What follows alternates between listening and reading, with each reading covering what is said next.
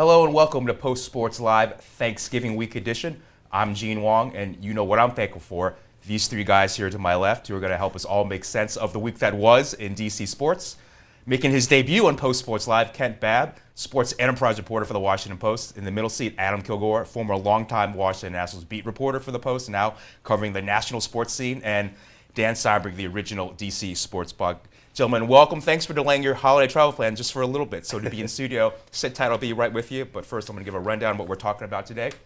Off the top, it'll be Redskins following the 17-13 loss to the San Francisco 49ers. Then we will examine the race for the NFC East title. The Washington Wizards beat the Cleveland Cavaliers and LeBron James. We'll look at their chances going forward. After that, it's the Washington Capitals, what we see from them heading into the Winter Classic. Then we will talk, since we have Adam here, the Washington Nationals and their offseason moves. And then finally, some Maryland football and the season Randy Edsall is having. But off the top, it's our RG 3 minutes. And guys, third straight loss for the Redskins in a game where Robert Griffin III did not play great. He had 106 yards, which Jay Gruden said is unheard of in this day and age where the NFL is set for quarterbacks and wide receivers. He said yesterday that he's intent, in quotes, on starting Robert Griffin III on Sunday, which of course gives him an out if he wants to go to Colt McCoy. My question for you, Ken, is what does Robert Griffin III have to do to be the starter going forward and even beyond? I think just be consistent in some way. I mean, because he's looked so bad across the board that, you know, and these guys, like, just during the week, I mean, I think that's maybe even worse because they're now playing footsie, and, you know, who can get an edge, you know, anywhere. And so, I don't know, the game the other day I thought was just bad. I mean, his footwork is terrible. He looks like his confidence, his shot has been shot. So he's going to have to at least show some improvement there. I mean, the money is going to, I think, what ultimately forces him out of here. But it's a very strange situation over at Redskins Park right now. Well, Adam, do you think Jay Gruden's handling this the right way, kind of like veiled non-committals about whether Robert Griffin's going to be the guy? No, it's just the whole situation at their Skins is just so twisted and bizarre. Like it is a lot of times, right? Yeah, I mean, I don't think anyone is acquitting themselves well. I mean, the team is playing terrible. Griffin is awful. Yeah. The coach sort of seems over. I think it's fine that he's honest, that, like, in his critique of Griffin or any player, but like it seems now he's almost like relishing it and like sort of like looking for every opportunity he can to say something like bad or like non-complimentary about the guy. It's just like, it's so sad. You think like how good he was. It wasn't like it was 5 years ago. His rookie year was 2 seasons ago. They won the division. Right. And now that player is gone. He's just not. It's a different quarterback they have now than what they had 2 years ago, and it seems like just like sort of like depressing to think about how good he was and how broken he is now. Well, yeah, Dan, is Robert Griffin III's psyche from where you're sitting? Can it be repaired, or is this a relationship with Gruden that's irreparable? I mean, I think the question for Robert Griffin III and his psyche kind of goes beyond Gruden, whether he's ever going to be a successful quarterback in this league, really. And I think, he doesn't seem to have any confidence in making virtually any throw that's not, 4 yards to his left. So I don't know if that's going to be repaired. I mean, it would certainly help if he was playing behind a little bit of a better offensive line, because right now, it's like the kind of thing where you want to look away from the television. It's like, stop the fight, He's just getting destroyed. And so, he needs to be in a situation where he can throw the ball down the field in some manner, whether he needs to roll out to be able to do that or what, I don't know. But, the thing with Gruden, everything can get better with some wins. So I don't think that's necessarily irreparably harmed, but he needs to, he's playing horribly. It's just like he's like at Blake Bortles levels right now. Adam, let me ask you this. Is it a case where the Redskins front office, or not front office, Gruden and Sean McVay, the offensive coordinator, is trying to kind of jam a square peg into a round hole where they're trying to make Griffin into a pocket passer when he's much more comfortable, clearly, moving around? Isn't that where he's best suited as a quarterback? I don't even know. On places where he does move now, he can't do that either. He can't do anything at the level of like a starting NFL quarterback. And I don't know if that's, I would say place most of the blame on just like, not necessarily Gruden, but like the infrastructure with that team starting back with when the Shanahans ran into the ground in that playoff game. It's just like he's just so far gone. The ship is just like so far away from the shore. There's like no bringing it back, especially here. Maybe he'll be good somewhere else. Probably not. I think he's probably done as a like great NFL quarterback that he was for 12 games his first year. But I wonder how, if you're the coach, how you justify to Deshaun Jackson or to Pierre Garçon throwing that guy out there another game, because those guys have like a limited career and they're completely handicapped right now by the quarterback. To that point, Dan, let me ask you. This is an evaluation period for the Redskins. They're not going to the playoffs, okay? Assuming that Colt McCoy is not your guy going forward, which I don't think anyone says it is, don't they have no choice but to play Griffin and see what they have the rest of the way? I think they know what they've got in him at this point. I mean, this many games in, I think they might want another game or two of evaluation, and if nothing else, just to maybe microscopically up his trade value a little bit, because, they don't want to cut him. But the problem is I don't see any scenario where he's back next year as the starter. Maybe he's back next year on contract, but he's going to have to go someplace else, be a backup, rebuild himself from the ground up, or else he's just done, and back to Waco he goes. Well, let's move to two teams that have considerably brighter playoff prospects, the Philadelphia Eagles and the Dallas Cowboys, who have a huge game coming up on Thanksgiving. The Eagles worked the Tennessee Titans as we expected. Tony Romo led a game-ending drive to beat the New York Giants, which in the past he might not have done. He had about 10 seconds in the pocket there on that final throw. Great offensive line protection. Who do you like in the NFC East, not in just game, but to win the division between the Eagles and the Cowboys? Dan, I'll throw that to you. I think everyone probably said the Eagles at the beginning of the year. I certainly did. Yeah. I wasn't saying the Mark Sanchez Eagles, but right. I don't know that I would come off of it yet. The Cowboys looked so dominant for the first 6-7 weeks of the season, but I don't think that they're the kind of dominant team that they showed then. Obviously, so much of it depends on that running game and the offensive line, but I guess I trust Chip Kelly. I think that he is such an innovative guy, and if it comes down to it, I'm taking Chip Kelly over Jason Garrett right now. Okay, well, Adam, let me ask you, between Tony Romo and Mark Sanchez, is that the matchup we should be looking at, or is it more the coaches, Chip Kelly and Jason Garrett, or is it something else to decide who's going to win the NFC East? Yeah, I'm not sure. I think, it probably comes down like this, so much of who wins the NFC East will come out of this game.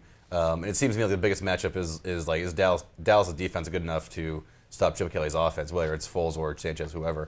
The Giants have been a pretty bad team most of this year, and their offense looked really good on Sunday night against the Dallas defense. So if Dallas' defense can't play better than that, I think the Eagles probably win this game, and they probably end up winning the division as well. Well, speaking of their offense, great story on Odell Beckham Jr.'s catch, one of the greatest catches we've ever seen.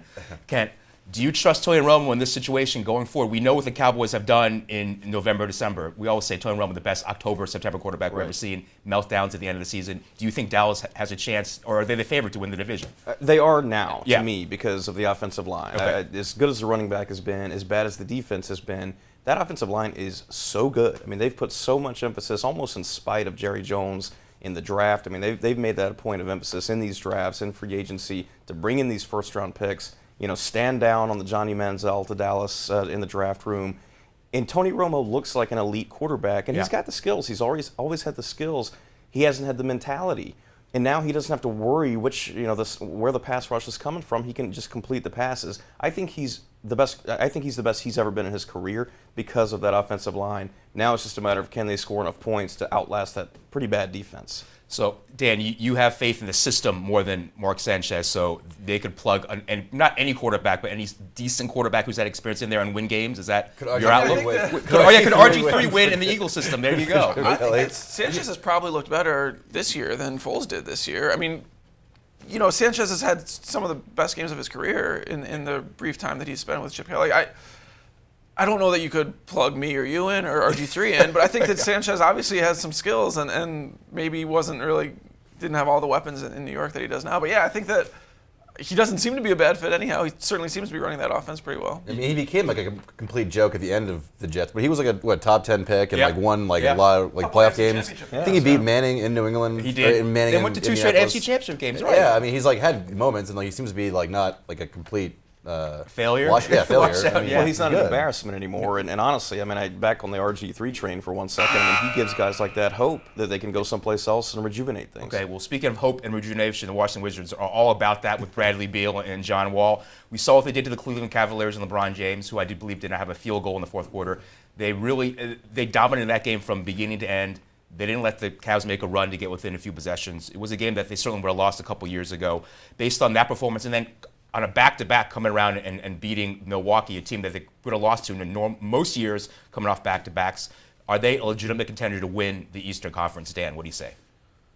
It's not a ridiculous question, so I think that makes them a legitimate contender. Yeah, the thing to bear in mind with that Cleveland game is Cleveland does not seem to be very good. I understand they've got all the talent. I understand they're probably going to be there at the end, but they lost the next day by like 500 points to Toronto. So, I mean, I think the Wizards have beaten one team with a winning record when they won, which was Milwaukee, which is now back to 500. But I mean, I think if anything, the win in Milwaukee was more impressive because it was such a natural letdown opportunity, and they were on the road, and they were down by double digits early, and yet they fought back and won that game. I mean, they haven't beaten anyone, but they're beating everyone they're supposed to beat. So I think that, I think it's not a ridiculous question.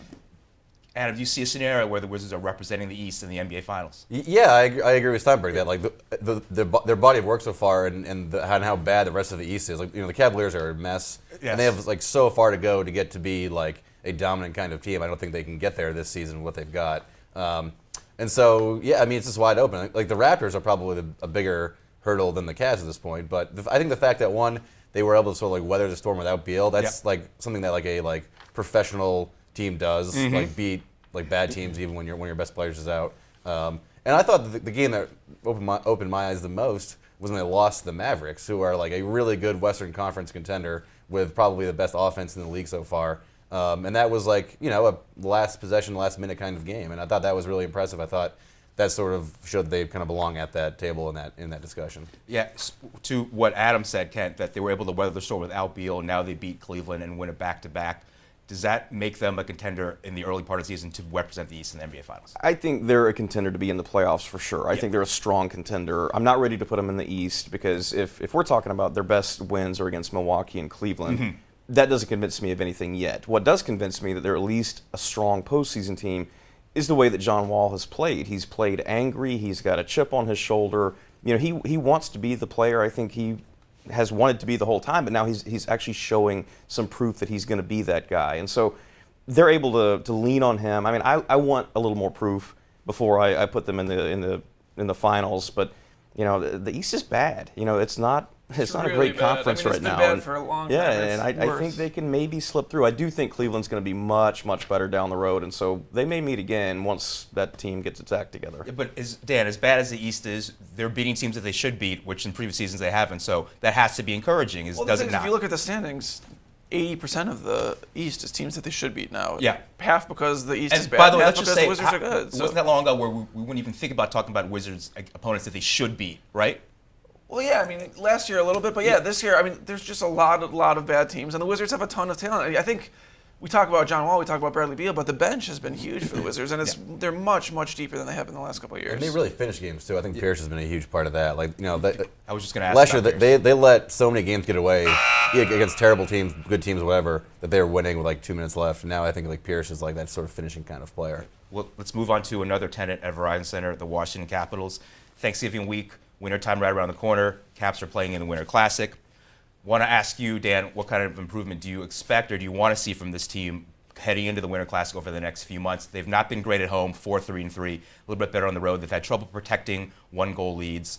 What do you want to see from them in the next, say, 6 weeks? I mean, I still think that their record doesn't exactly match up to how they've played. Yeah. The Buffalo loss, really, really bad. Buffalo's really, really bad. The worst team in the NHL. And you're at home, and that was, they had come off a kind of positive road swing. Yep. I mean, it's such a different feeling right now if they had won that game the way they should have. But, I mean, so I think consistency might be the biggest thing, that they don't seem to be from the beginning of one game to the end of one game, from the beginning of 1 week to the end of 1 week. They just don't seem to really, I mean, it's kind of a cliche, but have a consistent sense of who they are and how they should be playing, I guess. But I think that in general, they are playing better than their record, and I still think that's going to kind of show in the standings eventually. Well, Adam, you were in a clubhouse where there was a first-year manager, and if you can translate that a little bit to the Caps with a first-year coach, does it take some getting used to for the players? Yeah, for sure. I mean, I think you see that a little bit in the fact that they're not drawing a lot of penalties. Yeah. I think generally, it seems like in hockey, you draw penalties when you're playing aggressively. It seems like maybe the Capitals are sort of like thinking their way through the game because they're going to learn this new system. And that might be one of the reasons why they're so bad at drawing penalties so far.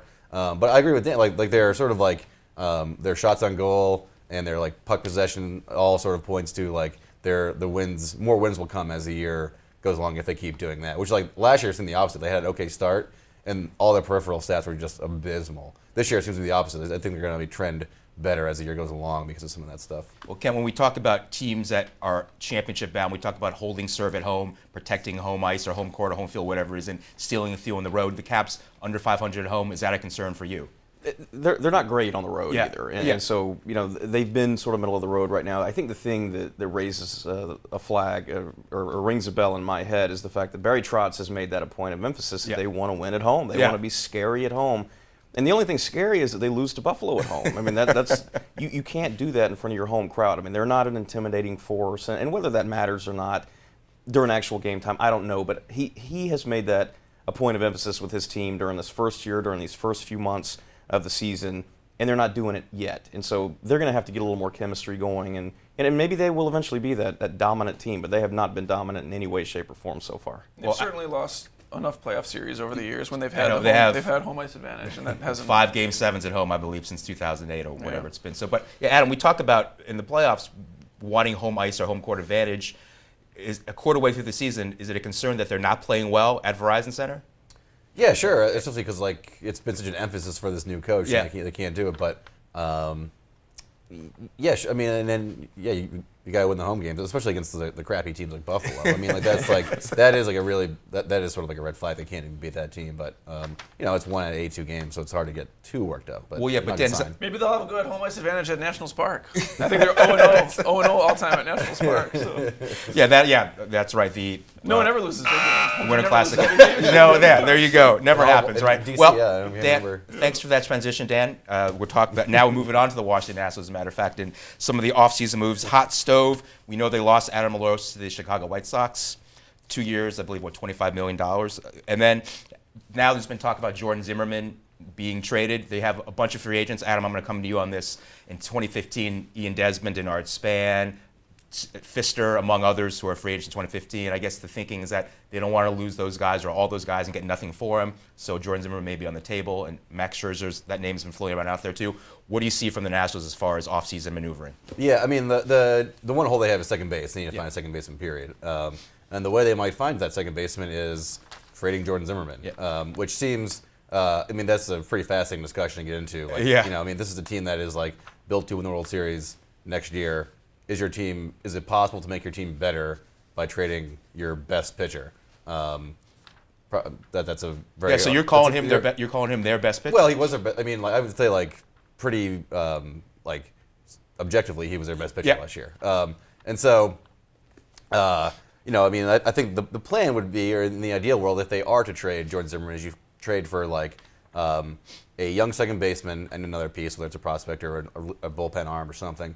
And that young second baseman has the ability to move to shortstop if and when Desmond leaves. And I don't think it's crazy. It's not crazy that they could also think about trading Desmond this winter. I mean, they've like we reported last week, they offered him 7 years, $107 million last spring/winter, and it didn't happen. And so it's the same boat. Do you want to have this guy leave for a compensatory draft pick? Yeah. Or do you want to try to get something for him right now when he would be probably the most valuable trade chip on the market from an offensive perspective for sure. Right. But again, it goes to the same question.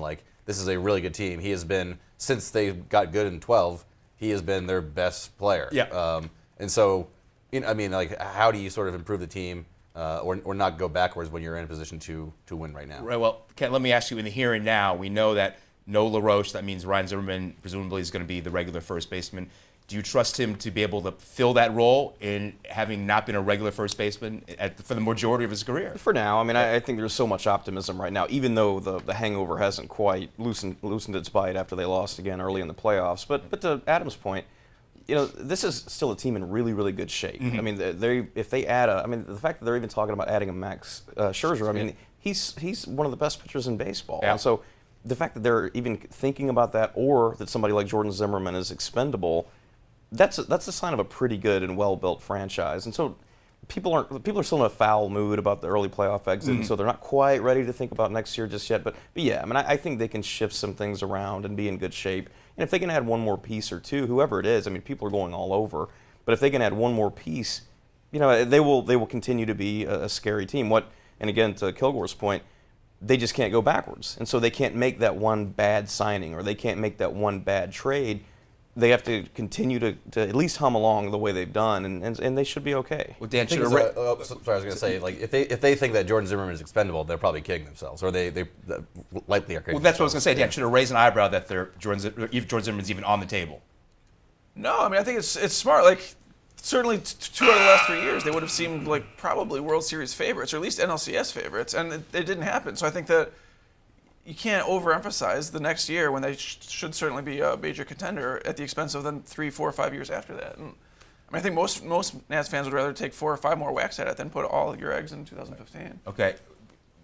That's. I think Ryan Zimmerman would be good at first. He learned left field so quickly. I think it'd be great. He's a really good athlete. Yeah. Like, he's not like he can't like run fast and jump high, but he's a really athletic guy. Or We do. But I mean, like, he's in great. His hands are gonna be unbelievable over there. There's plenty of off-season to revisit Nationals talk. Let's move on to the Maryland Terrapins. Randy Edsall, what a job he's done this year. They're in 3rd place in the Big Ten East. Of course, not a great division. We know that, but I don't think they have any bad losses. Michigan State, Ohio State. They are 7-3. Randy Edsall is in the 4th year of a 6-year contract. We know that coaches don't like to go into the final year of their contract with uncertainty. Is it time for Maryland to consider giving Randy Edsall extension based on what he's done so far, Dan? I don't know. You know, we did a segment at the beginning of this season with a bunch of people, I think none of whom work at the Washington Post anymore, where we said what A lot of turnover since then. Is that what the what you're best saying? case scenario would be for the Terps. And I think that we all agreed that maybe the best case was 6-6, and maybe one person said 7-5, but now they've clinched at least 7-5. I think Forsyth is the Rose Bowl. Yeah, I mean, they've done. That's right. Of course they did. They've done so much better than Yeah. I think anyone thought was possible. And sure, part of it was Penn State and Michigan being kind of lousy, Yeah. and those were road games. But still, God, I mean, I understand what you say, but it's such a leap from, 12 months ago when people were like, Randy Edsall's going to have to take a wagon out of town after this first season. So yeah. I just don't know that I can say the words Randy Edsall needs an extension. But I could understand the argument. But Well, Adam, they were picked 5th in the preseason. I don't think anyone expected going into the year for them maybe to beat Penn State or Michigan. Turns out Michigan is having a horrible season under Brady Hoke, and Penn State probably is not what they want to be. Is that enough for Randy Edsall to be considered to give it an extension? I mean, Maryland's just on such like that treadmill, like in the middle. It's like, okay, so if you fire Ed, if Edsall's not your coach in 2 years, like, who are you getting that's better? Yeah. But if Randy Edsall is your coach, how far are you really going to go? Like, are you going to do better than 8-4 or whatever they finish this year, and the before Brady Bowl or wherever they end up? I mean, like, so like what? I mean, I guess it basically like do whatever. You're going to be like 5-7 some years. You're going to be 8-3 some years. Like how is Maryland getting to that next level? And how are you going to do better than Edsall? But how is I don't know. So But winning at Michigan and Penn State, that's like giving a lot of joy to people who haven't had a lot of football. Yeah, No, that's a regardless very of how cool bad thing, those programs are this year. Yeah, don't get me wrong. I think Edsall's had a great year. It's been an awesome year for the program. But like, other than like the fun, like the neat, like novel idea of winning at these two like traditional powers that are awful this year. Like, what more are you gonna do? Well, Ken, you've seen a lot of college football. Has Randy Edsall done enough, or is this enough of a sample size for him to be considered for an extension? Yeah, and that's the short answer, but the longer answer is because it's Maryland. Yeah. And, I think he's done enough. Is it a slam dunk? No, not at all. But who are you going to get? You're not going to get, you're not going to get a Mike Gundy to come coach at Maryland yet. That's not where they are right now in college football. And I think Edsall has done enough to get an extension. Just maybe it's a shorter extension just to give him a little bit more time and see what he can do, see the recruits. But he has overachieved. Yeah. And you can't take anything away from that. I mean, with injuries, the wide receivers have been hurt a lot of the year. I mean, they've done a lot more than I thought they would do. And so I probably would have been one of the ones saying they weren't going to be any good this year. Mm-hmm. They've done okay. Plus, in the Big Ten, as we've seen, I mean, these teams are going up and down constantly. Sure. I don't think this is ever going to be a national power exactly. They could be in contention for the Big Ten championship anytime because Michigan is so down. Teams like Rutgers and Minnesota are so up. Maryland has a chance. And so I think he's shown me enough, at least right now, that he needs a couple more years. I think we can also say I think his career record against ranked teams is 1 in something. Yeah. Like 1 in It's not 23 great. or 1 It's in not great. 24 or something like that. I think when we talk about overachieving is beating ranked teams. Well, luckily they don't play that many ranked teams in the Big Ten. And when they did, they got stomped this year, to be fair. Okay, well, guys, great conversation. Appreciate you being in studio. Get on the road. Be safe. Want to wish you all happy and festive Thanksgiving. I hope you're in a football coma like me as much as in a food coma. We'll do this again soon, okay? I'm Gene Wang. Thanks for watching Post Sports Live. Remember, you can follow us at Post Sports Live, where you can tweet us your comments and questions. We'll see you next time.